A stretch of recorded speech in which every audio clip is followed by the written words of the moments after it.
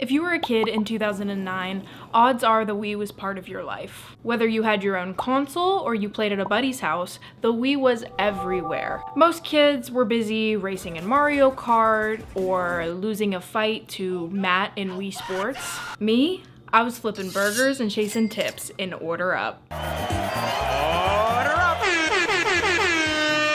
Order Up was released July 22nd, 2008 by Supervillain Studios. It was dubbed Cooking Mama meets The Sims meets Dinner Dash. I'm still not entirely sure how The Sims fits into that, but I'll let it slide. You play as a chef who has just landed on the island of Portobello, working your way through a series of restaurants to become a 5-star culinary master. This game relies very heavily on motion controls, which makes it a lot more fun and immersive, until it's not, but we'll get into that. As a kid, I was obsessed with this game. Here's a text from my mom as proof. I'm pretty sure I played all the way through multiple times, which is wild because I don't remember fully finishing any other Wii games. So what's so special about Order Up? I recently got my hands on a Wii, so I decided it's as good a time as any to revisit Order Up and see if it's really as good as I remember. To truly beat the game, I need to earn 5 stars on all 4 restaurants,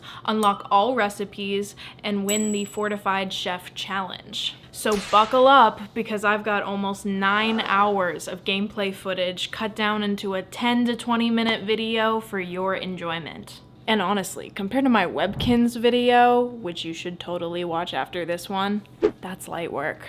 All right, let's get cooking.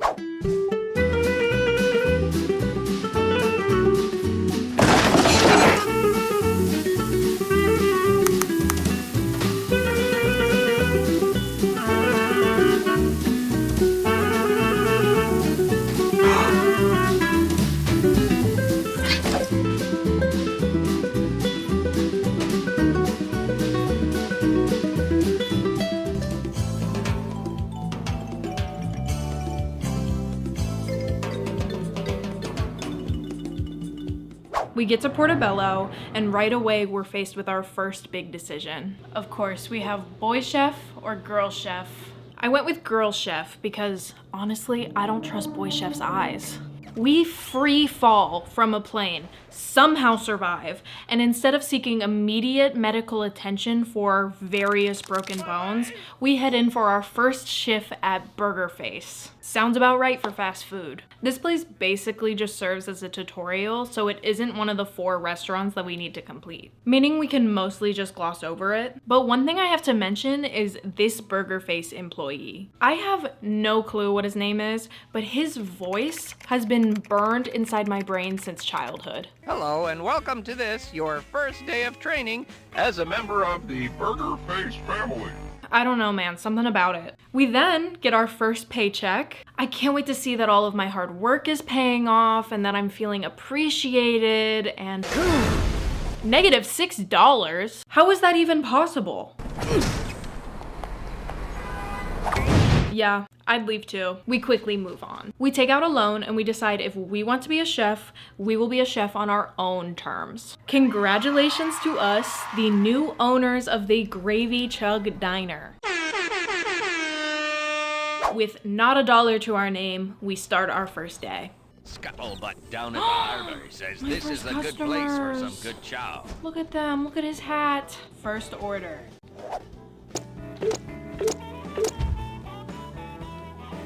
Perfect. Whoever put this together. Perfect. Oh, 2 perfect meals. To my surprise, it was an immediate success. The customers were already raving about us. Hootenanny. What's not to like about this place? Count me in for a repeat. Okay, so he likes it.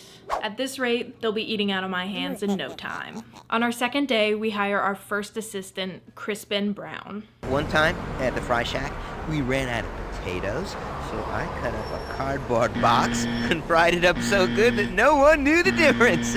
I feel like I work with this guy. I think I know this guy right here. The assistants sit at the bottom of your screen and can help you out when cooking. Each one has their own specialty. For example, Crispin Brown is a fry cook. So hand him anything that needs to be fried and he will get it perfect every time. Every morning before starting the day, you have to watch the same cutscene of a boy biking past your restaurant. And if you click on him, he wipes out and drops all his papers. This starts a mini game where you're supposed to catch all of the papers before they hit the ground. It's not hard, but somehow I didn't get a perfect score a single time. And that goes for the newsboy at all 4 restaurants. Before starting the next day, we had a call to visit Mr. Miata at the farmer's market. New spices. You come. Miyoda will show you. And let's just say this character design probably wouldn't make it into a game in 2025. Come and experience the exotic flavor. Anyway, before we're allowed to buy his spices, we have to participate in the pepper chop challenge. Ready for the spice, eh? Worthy of the spice. I think not. And oh my god, is this minigame impossible. Have a go.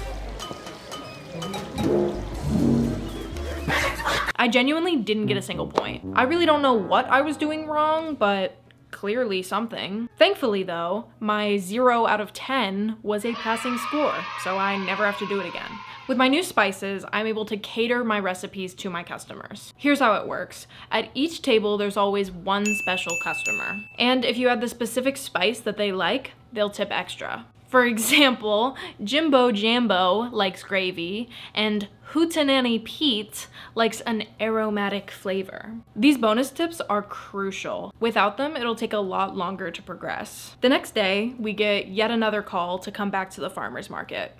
I have some new, goods. Yes, goods. Some things you may want to come check out. This time from a Hunchback of Notre Dame looking guy who runs the black market. Here we can buy the recipes for the chef's specials, but the prices are outrageous. $75 for a spicy macaroni and cheese recipe. Total rip. Still, you kind of have to buy them because buying 4 chef's specials earns you a star. Coming back to work, I purchased the recipes for all 12 regular menu items, which got me my first star. And I paid to get my restaurant cleaned up, which earned me my 2nd star. I'm honestly not sure why that's a post-opening task, but what do I know? Moving on, I visited the black market once again to purchase the last of the chef's specials that I needed for my 3rd star. After splurging on that overpriced onion burger and fries, I could just barely afford another assistant. But I hired Randall McNandle. I describe myself as the life of the party and the crown prince of the kitchen.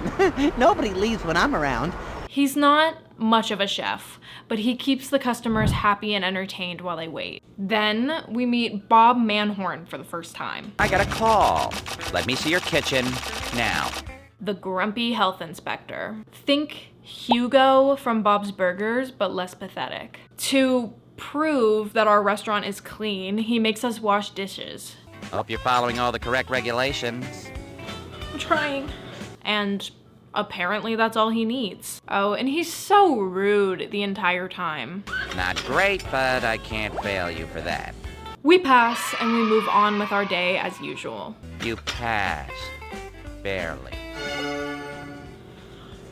Woo!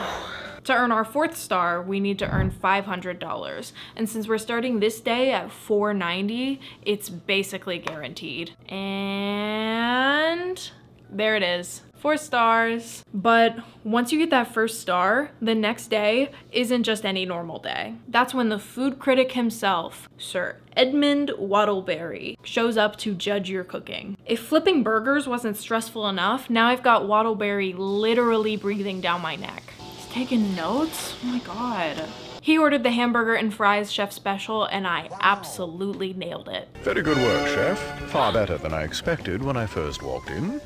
He likes it. I'm impressed. I'm best. The Gravy Chug is now a 5-star high-class restaurant. With our first 5-star restaurant down, we unlock another one to purchase, El Fuego. I got excited and bought it immediately. How much money do I have? I purchased it. I guess I have enough.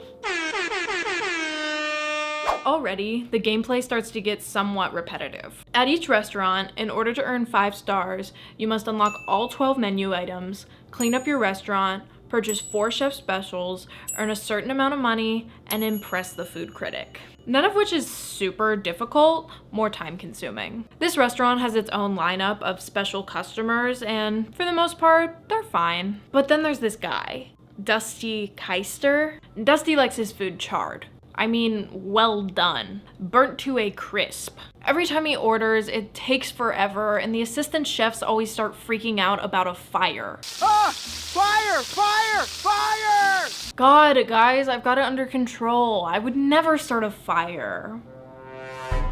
With the money from our first day at El Fuego, I decided to Fuego both Randall McDaniel and Crispin Brown. They weren't any good at their jobs. This is a fancy establishment. I can't have a circus going on in the back. Good luck finding an assistant chef that can move and shake like this. Instead, I hired Hashi Ichiro and Lunk Mandude. Hashi is a master with the knife. Slice, dice, or chop, he nails it every time. And Lunk, he dominates the grill in typical man-dude fashion. The next couple of days went great with my new team. We were cranking out fajitas and chimichangas at lightning speed. Bob Manhorn stopped by, and let me tell you, even he was impressed by our skills.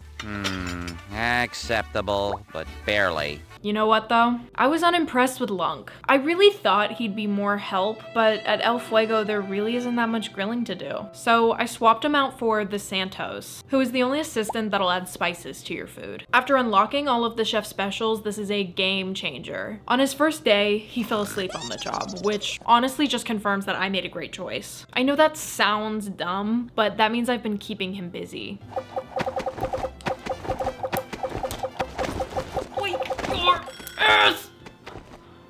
Thank you. He was the first, but after this, they start falling asleep on me left and right. At this point, El Fuego is a 4-star restaurant, so we can expect to see the food critic very soon. As the food critic, the pen indeed is mightier than the sword, or the chef's knife in any case. Finally, I get to show him exquisite Mexican cuisine. But then, the unthinkable happened. Oh my God. A rat infestation has broken out in your kitchen. The food critic is right there.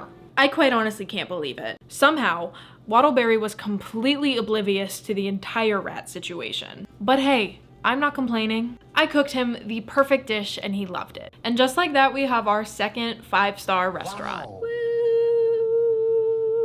I stuck around El Fuego for a couple more days to save up enough money for the next restaurant. But when I went to go purchase more spices, Miata hit me with an unexpected lore drop. It is time to open your mind and learn. This island was not always named Portobello as it is today. It was once called Cake Town and was known for the finest cakes in the world. But that was before the accident. In great arrogance, I set out to create a cake of fantastic proportion. A cake to reach the heavens. The monstrosity was sure to crumble under its own mass without some sort of support.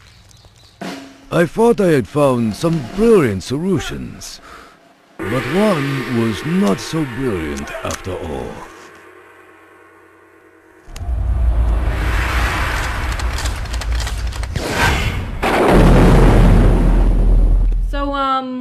Yeah, Mr. Miata blew up Cake Town. He just casually dropped that on me at the farmer's market like it's not a brutal, frosting-soaked massacre. And the game never explains it. This is never brought up again. And then he just goes back to blankly staring at you like he didn't just admit to pastry terrorism. I will never forget. Other than that, the days that I was grinding were pretty uneventful. My assistants fell asleep a couple of times, I went to the farmer's market, I set the kitchen on fire. Oh my God, the kitchen's on fire! It's spreading, it's spreading! What? How are my customers so unaware? You see who one of them is? Dusty Keister. Take a wild guess whose food started this mess. At this point, I had finally saved up enough to purchase our next restaurant. Stuffolini's. Burnt pasta? There's no way Dusty follows us here. Oh my God, there he is. But he's not the only character hanging around here. Stuffolini's has its own lineup of special guests, one of which is literally Count Dracula. Well, Count Steakula. I do like him though. He likes his food basically raw, which makes my life easy. To be honest with you, everything at Stuffolini's went well. No disasters, no drama. So rather than repeating myself and bragging about how amazing I am at fake Italian cooking, let's take a step back and talk a little bit more about the game itself. Like I mentioned before, Order Up originally came out for the Wii in 2008, developed by Supervillain Studios. A few years later, in 2012, an enhanced port, Order Up, notice the second exclamation point, was released for the PlayStation 3 and the Nintendo 3DS. And finally, they released a version called Order Up to Go for iOS and Android. Hi. I just really felt the need to jump in here and say this. According to something released today, the day that I'm filming this, Order Up has been announced for the Nintendo Switch 2. Now, I don't have a Nintendo Switch 2, but maybe I should make some plans on acquiring one. Fortunately, in addition to the Wii, I also have an iPhone and the 3DS.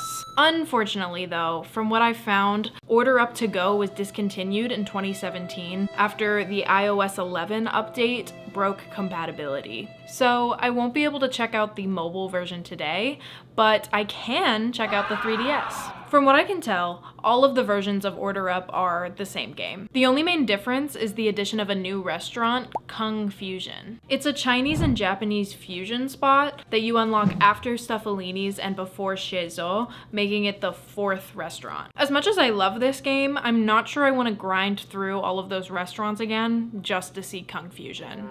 I think this game actually works really well for the DS. On the Wii version, everything relies on motion controls, and some tasks end up being more difficult than they should be. Take Mr. Miata's Pepper Chop Challenge, for example. On Wii, I scored a tragic 0 out of 10, but on the DS, I got a whopping 9 out of 10. As you can see, I'm having a much easier time here. It definitely took a little bit of getting used to after playing on the Wii for so long, but I really like it. On the 3DS, it's a bit harder to pull off the perfect dish, but I think that's part of the fun. Personally, even though I like some of the mechanics more, I don't think it's better than the Wii version. There's just something about actually physically flipping the burger that is so charming. I'm not sure another platform could ever really capture that, but the 3DS certainly doesn't do it worse. So yeah, the 3DS version works surprisingly well. But what about the mobile? I wasn't able to play it for myself, but I did some digging, and from what I can tell, it was well received. It has the same amount of depth and story as the other two versions, but it's a free mobile app. Well, a free mobile app with too many ads and in-app purchases. And after playing one version on a big screen and another on 2 smaller screens, I feel like cramming it all onto a tiny phone screen would be a tough fit. Okay, enough about tiny screens. Chez Haute deserves Wii attention. And just in case anyone wanted it, here is the proof that I got 5 stars at Stuffolini's. So Chez Haute is our 4th and final restaurant that needs to hit 5 stars. It's a fancy French place located somewhere, I guess. Like every restaurant, it has its own special customers, and the one that really stands out is Russell Sprouts. Russell is the first and only customer who hated my food so bad, he left without paying. He's like a vegetarian or a vegan or something. Basically, he just wants all of his meals vegified. Now, with every other spice in the game, you can throw it on whenever and still get the spice bonus. But for Russell, you must vegify every meat ingredient. At least I think that's how it works. I don't know, man. This guy walked out on me more than once. I don't understand why he wouldn't just order something without meat. Because he never does. Never does. As much as I had grown attached to Hashi, with the new restaurant, I decided it was time for an upgrade. Enter Alita Von Snout. I'm looking for my first full-time gig. I'm a no-nonsense perfectionist and ready to work hard for you. Von Snoot? Snout. She can chop or grill anything perfectly. Remember that bozo Crispin Brown we had before? Yeah, this is what a real hire looks like. At Chez Haute, it was business as usual. Cleaned up the restaurant, bought recipes, cooked food. Did I mention I was playing this post-wisdom teeth surgery? Oh no. Yeah. Yeah. Please don't look at my bruised cheeks. Anyway, the health inspector came to visit, and here's what I don't get. This is my 4th restaurant, and he still comes in here acting like he doesn't know what to expect. Well, maybe we'll let you stay open another day. Mr. Manhorn, what if I ever let you down? I played for a couple more days to grind cash and pick up the 4 special recipes I needed for my 4th star. And then, it was finally time. Time to earn my 5th star in the final restaurant in the game. When Sir Waddleberry walked in, I could feel my heart pounding. This was it. My moment. He ordered the roast duck. Excellent choice, Sir Waddleberry.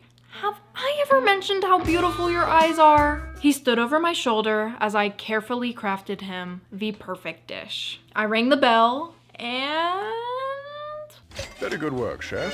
Far better than I expected when I first walked in. He loved it! We passed! Woo! So is that like it? Did we beat the game? Or no? If you hadn't noticed, the ship that's tucked behind Chez Haute is actually the final challenge. It's time for the Fortified Chef contest! We enter the stadium. With us, as always, is our panel of fortified judges, including the ever-mysterious masked judge. Huge crowd, by the way. I don't think much goes on in this town. Now, let's meet our competitors. First up, hailing from parts unknown, the Challenger!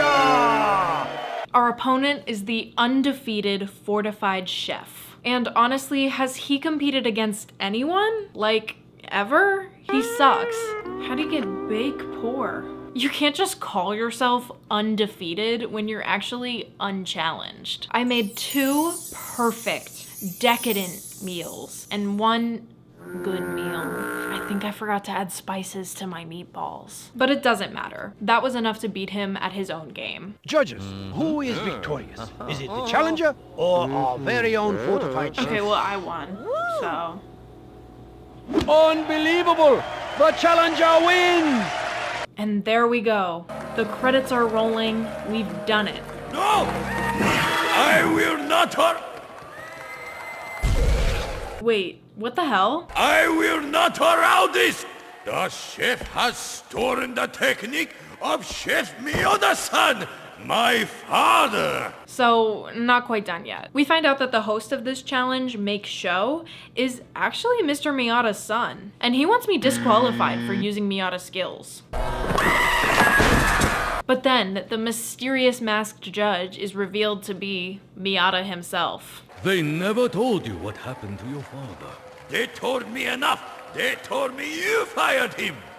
No, I am your father. Shocker, right? I demand this to be settled in the ancient ways, by culinary combat. And if you lose, you both lay down your spatulas! Never to cook again! They decide that the only way to settle this is with culinary combat, which means I have to go head to head with Make Show. And if I lose, neither Miyoda nor I can ever cook again. So no big deal, just my entire career on the line. Oh, and who knows what Miyoda will do to me if I cost him his. And this guy was better than the Fortified Chef. Well, not much better, but better. Too bad for him though, because I cranked out 3 perfect meals, not a single mistake. Shocker to absolutely no one. The Challenger wins! I won! Woo! I have been defeated? This is not possible! You have won! And for all of my hard work, I got this giant spatula. Where am I supposed to put this? Finally, the credits roll, for real this time, and I'm done.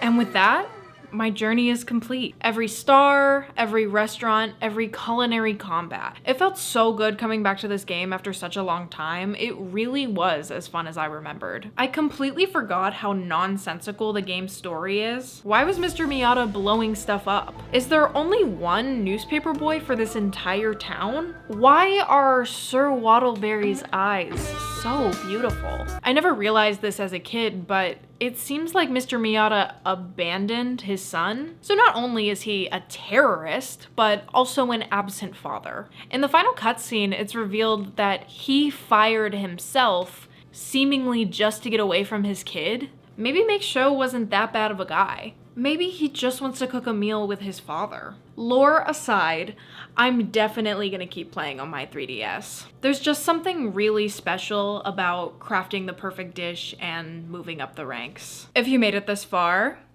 thank you. And let me know if there's any niche games that you remember playing as a kid. I'd love to see if I know any of them myself. Okay, I think that's it. Bye.